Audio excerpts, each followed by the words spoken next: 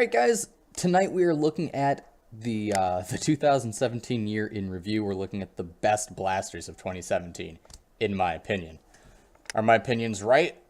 No. Are my opinions wrong? No. They're just my opinions.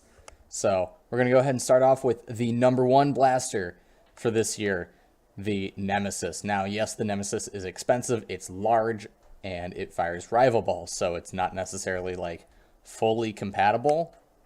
You can't put elite darts through it, which is whatever. You're getting into the rival market. You want to use rival. It is fantastic modded. I can't get over how much of a house it is. It's kind of changed the way that we play.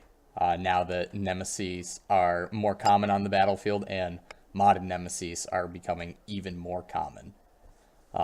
I can't wait to see even more. I can't wait to see the cool paint jobs, the tinted hoppers. I can't wait to see expanded hoppers, or more than I already have.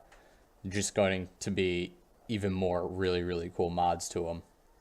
So coming in at number 2 is the Regulator. Here, we'll figure this out. The Regulator. Now, the Regulator is kind of expensive, sitting at $50. That's about the same as the Light Take Select Fire Kit. Now, for $50, you're getting a bunch of attachments, a reasonably ergonomic blaster, and Select Fire already built into it. Now, this thing is significantly larger than a Strife, so you have that to look at. It's just kind of what is your flavor. My flavor happens to be Strifes and not necessarily the Regulator. But the Regulator is really cool because it is the first time that we are getting the Nerf tech that has select fire capabilities. With the Vulcan, you had full auto, and then you could single feed a dart through using the crank. This, you just have a switch on the side. It's really, really cool. I like it. I think it's very innovative for what Nerf has been doing, and that's why it's clocking in at number 2. Now, number 3 is the Ballistics Ops Powerball from Dart Zone. This is a competitor to the Rival series. As you can see, it has a small hopper up here. That hopper holds like 10-ish rounds. It's a very, very powerful blaster for what it is, and clocking in at like less than $15, or right about there.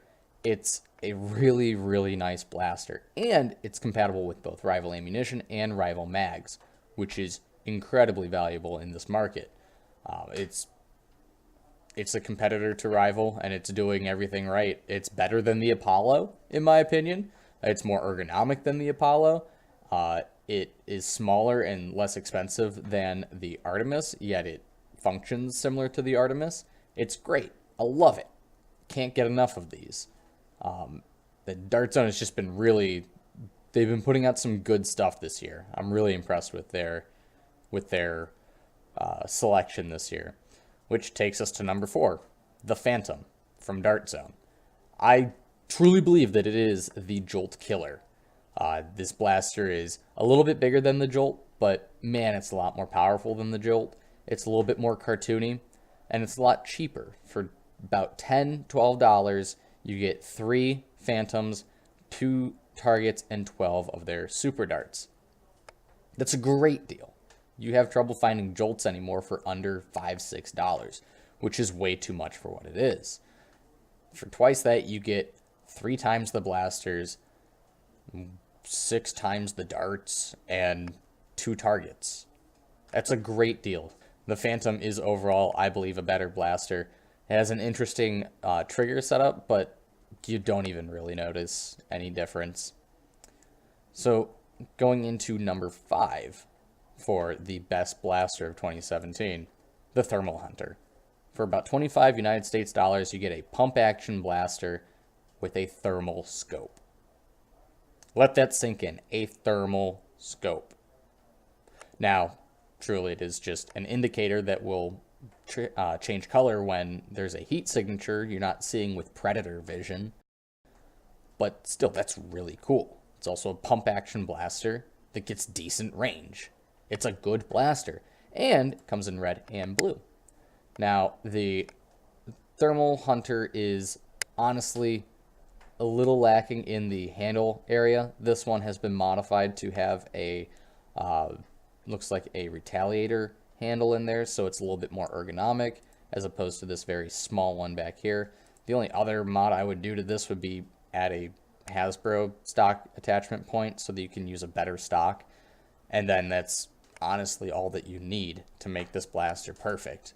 It is already so good. And again, at 25 United States dollars, it's a decent primary at a reasonable cost. And now our honorable mention for 2017, the Strife. It's old tech, it's old news, but it went away and it came back. It's significant, I guess.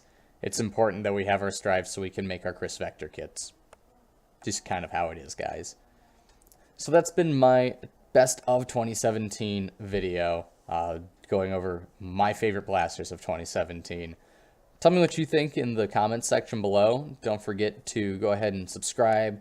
If you thought this was a good video, hit a like. Let me know what you guys like. And if you really want to have more say in the kind of content that I put out, join my Patreon.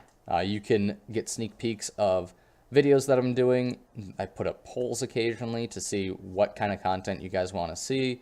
And it's just a better way to, A, get in contact with me and let me know if I'm doing my job well. It's incredibly valuable for me to know that, guys.